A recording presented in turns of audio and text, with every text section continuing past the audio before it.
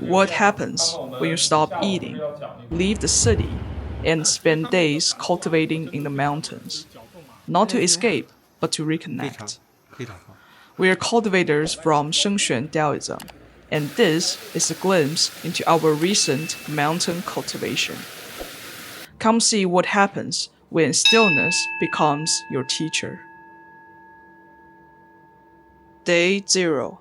Arriving at the mountains. Master Shengzhu and I spent 10 days in the mountains. We held 2 courses in total.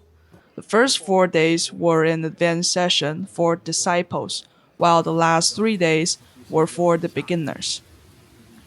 We left the city of Hangzhou in the evening.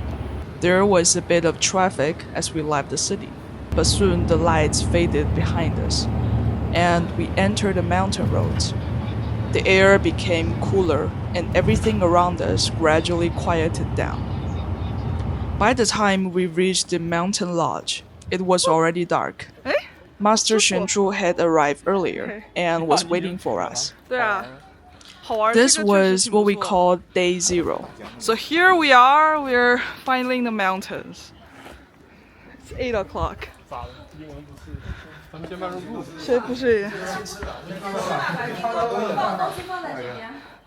So that's all of us. Oh, 等我们在哪儿吃饭? Tonight we would have a big dinner, as it would be our last meal for the next 3 days. Yes, we were doing a 3-day Daoist fasting called Bigu, or grain avoidance.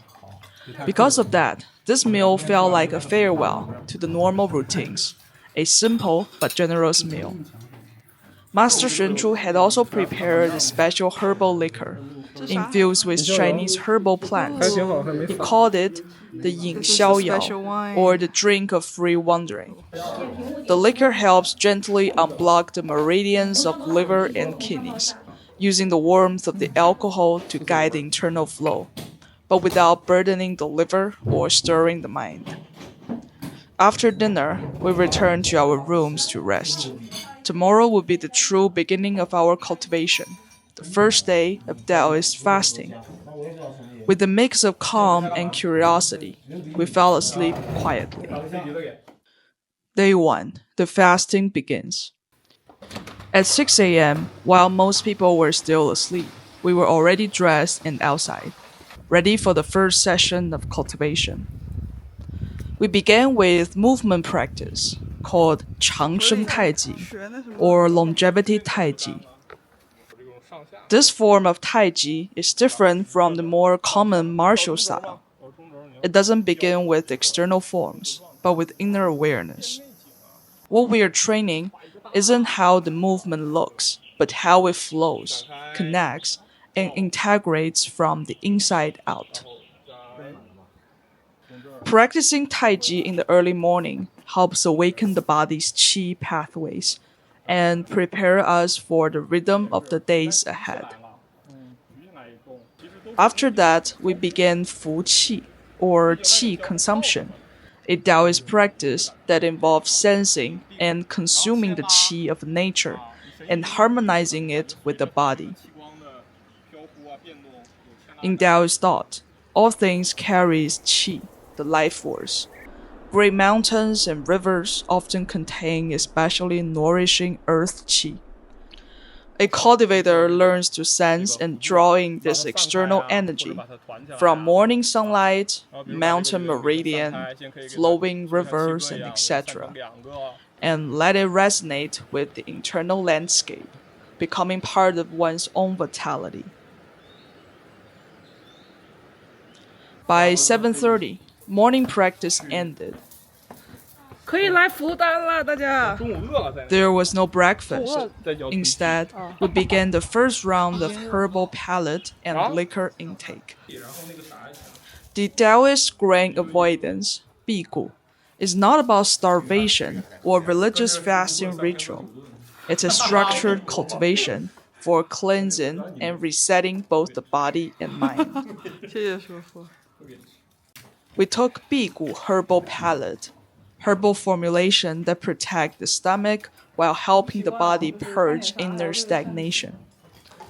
Alongside it, we drank a small amount of herbal liquor to improve energy flow and sharpen mental clarity. This is like 60-degree liquor, so we can't drink too much. Cheers.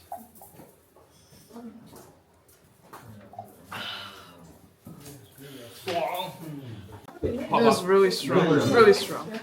But I can feel that my qi is running in different ways. Really. During fasting, the body gradually switches modes of metabolism.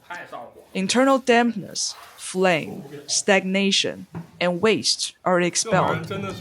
Many people noticed their minds became clearer, sleep got improved, and even the body felt lightened. After a short break at 9 a.m., we move on to the second session of the day, Daoist seated meditation. Stillness practices exist across many religious traditions in the world. However, the detailed way of practice may differ depending on the goals of each tradition. In our tradition, we use a posture assisted by a special sitting support called zhizhong. At first glance, it may resemble Japanese seiza. In fact, the Japanese adopted this sitting form from the Tang Dynasty China, but later forgot to include zhizhong, the heel support equipment. Zhizhong doesn't just relieve pressure on the legs or prevent numbness. When used properly, it encourages a natural rising of yang qi and descent of yin qi, creating internal balance. One can sit at ease and with decent posture without overworking and tiring the lower back. In this state, both legs and breath relax into harmony, and the body naturally opens into stillness. At 11 a.m., the session ended. We took another round of herbal palette and liquor, followed by a rest. At 1 p.m., class resumed. This time, Master Xuanchu personally adjusted our zhuang structure, the special standing posture that aligns the body internally, helping us find the subtle and often hidden central axis within the body. You might not know exactly what he's doing from the outside point of view, but his movement carried deep insight into the body-mind structure.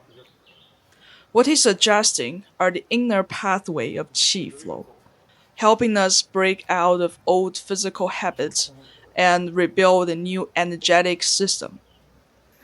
Modern fitness tends to focus on muscles as isolated parts. Daoism, however, emphasizes wholeness. The body isn't just a collection of pieces. It's a fully integrated system. When you raise your hand, you don't think about which muscle to move. You simply raise it. The whole body responds organically, without effort. That's what Daoist training helps us to return to: a natural, unified responsiveness. When old patterns, formed by conditioned habits and mental rigidity, are loosened, the body softens and reconnects. Hence, Zhuanggong, the standing work, is the foundation of all movement training. It rebuilds the full body integration and clears the stiffness created by years of disconnection. When the central axis is found again, the body reorganizes around it. Energy flows freely, and the quiet coherence returns. In the evening, we sat in circle and shared our reflections of the day. Unfortunately, due to the inexperience, we didn't manage to record the discussion. Day 2, the birth of Yin. On day 2, the morning schedule was the same. We started practice at 6 a.m. This marked the first 24 hours into the grain avoidance. During the morning Taiji and fuqi, We stumble upon young pine needles in the forest, an unexpected discovery. In the growing avoidance state, with digestion resting and internal buildup clearing out, the body becomes more sensitive. Qi channels open up. When we slowly chew on the pine needles, we can not only feel their freshness, even more surprisingly, just by sucking their juice, we felt nourished and full, without heaviness. At that moment, we began to understand why ancient texts speak of immortals eating pine needles. It's not about myth. Pine needles can activate and energize the internal qi. Normally, we eat food to extract jing qi, the essence and energy. But if the body can directly absorb qi from nature, eating becomes unnecessary. There is no waste, no burden. That day also happened to be the summer solstice. Taoism believes in yin and yang, the two complementary principles existing in all aspects of cosmos. Yin is inward, quiet, and receptive. Yang is outward, active, and expressive. When they're in balance, harmony arises. In Daoist cosmology, the summer solstice is the day in the year when yang reaches its peak. And from that extreme, the first stirring of yin begins to emerge. The yin generated on this day is said to be especially pure and nourishing. If harvested well, it can moisten and replenish the qi channels. One day of practice on this date is worth months of effort. Under Master Xuanchu's guidance, we practice a quiet form of yin gathering.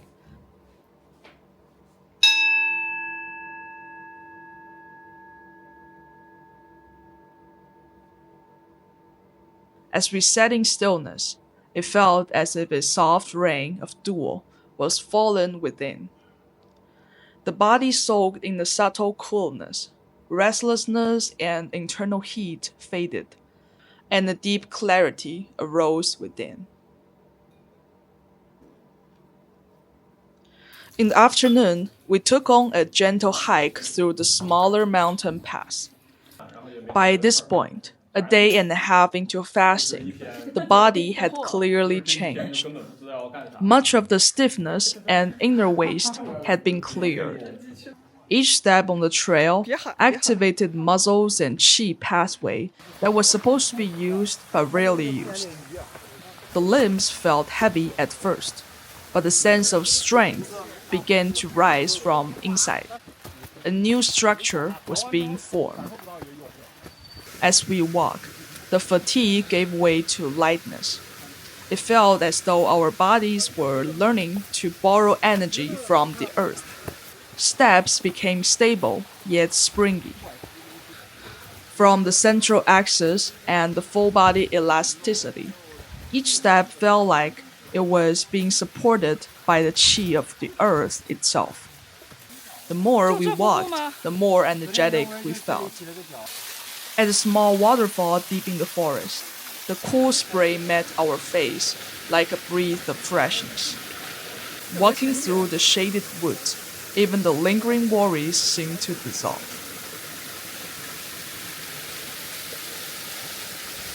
Day 3, Trial in the Rain. Day 3 was our major challenge, climbing the main peak of Tianmu Mountain. But earlier in the morning, it started to rain. By the time we reached the base of the mountain, the rain had become heavy. Without waterproof gear, we couldn't record the full process, only some glimpse into the view captured from the phone. Climbing in the rain, our clothes soaked through. The mountain was in the mist, the trees in the mist, and ourselves in the mist as well. And yet, it was in this very environment that we felt a quiet sense of freedom, as if we had stepped away from the noise of the world. The rain soaked our clothes, but seemed to wash something deeper, our heart felt lighter, clearer. With each step forward in the rain, we felt more grounded, as if shedding invisible burdens we had been carried this far. All that remained was us, together with this mountain, this rain, and this wind, and this mist. Final thought. That was our first 3-day retreat. As cultivators, we are not professionals at filming, and this was our first attempt at documenting the experience. But we hope this authentic record gives you a glimpse into the fun of our mountain cultivation retreat. If it resonated with you, feel free to leave a comment. Like, share, and subscribe to support our journey. The next episode will share the experience of the beginner level cultivation retreat. Hope you enjoyed, stay tuned, and see you in the next video.